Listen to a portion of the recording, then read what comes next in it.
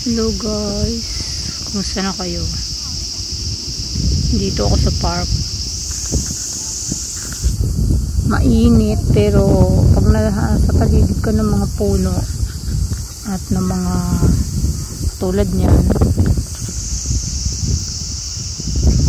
presko, bagong ligo rin ako. Ang problema lang, kahapon sobrang pagod ko sa paglilinis sa kusina para maikabit lang yung wallpaper na tiles na vinyl na in-order ko. Ang dami ko pa namang in-order.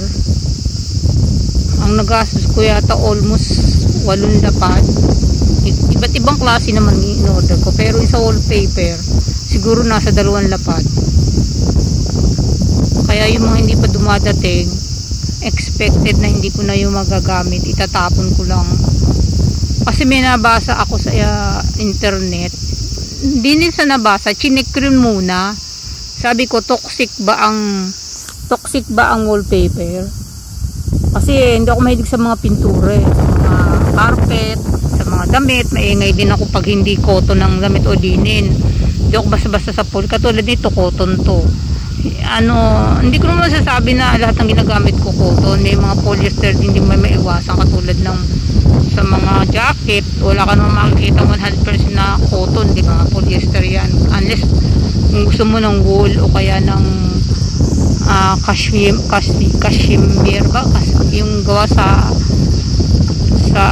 wool, yung balat ng hayop o kaya ng balahibo ng tupa.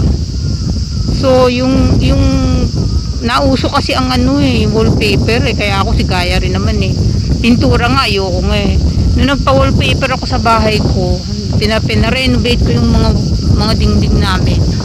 Siya non-toxic na wallpaper, kaya wala siyang design masyadong kulay. May yun, ano ba yun, basta ganun. Ngayon siyempre gusto ko makigaya sa mga uso na nagme-makeover ng mga kusina, ng mga balcony. Ang balcony okay lang, kahoy. Mga bathroom, hindi ko pa siya nagagawa, pero padating pala yung mga order ko, ang dumating pala yung sa kusina. Isang araw ko pa lang siya kinakabit, kalahati pala ng kusina ko.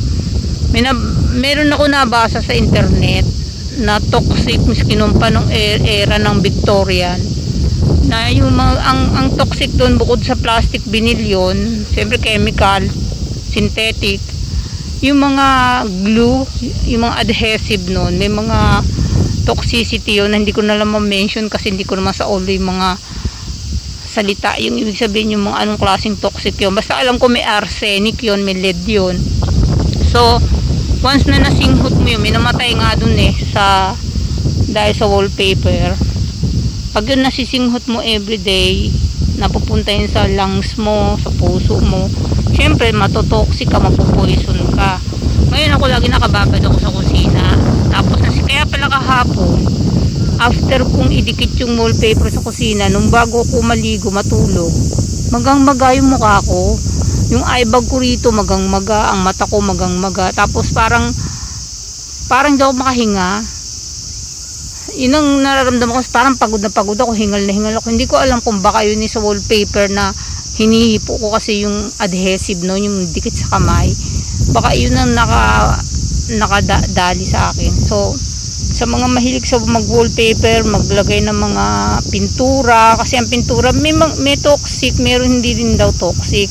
So mas maigi pa rin ang natural, yung kahoy, bamboo, o yung mga linen, cotton, basta yung ewan, alam nyo na yan, i-search nyo na yan. Kaya lang kasi ako, inatake ako ng anxiety kanina. Sabi ko, toxic tong wallpaper sa kusina ako. Kasi habang tinitignan ko siya, hindi ako nare-relax. Kahit gusto ko yung purple.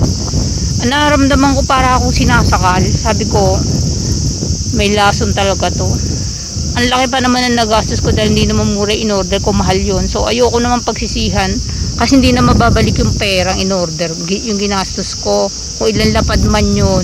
Kaya sabi ko sa sarili ko, kaysa ma-hospital magkasakit ako, importante ang health. Pera is madaling kitain, ang buhay ay maiksi lang. Bye bye.